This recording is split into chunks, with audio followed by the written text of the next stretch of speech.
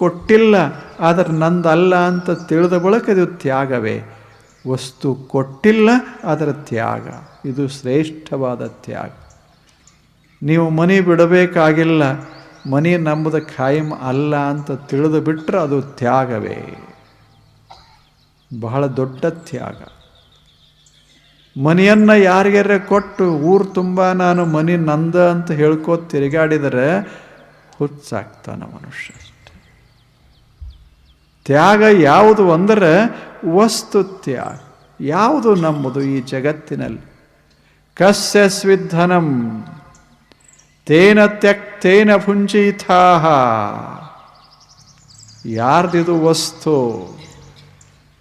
ನನ್ನದು ಅಂತ ಯಾವ್ಯಾವ ವಸ್ತುವಿಗೆ ನಾನು ಹೇಳ್ತೇನೆ ಆ ವಸ್ತು ನನ್ನದೇ. ಸುಮ್ಮನೆ ಪ್ರಶ್ನೆ ಕೇಳೋದು, ಈಸ್ ಇಟ್ ಮೈನ್?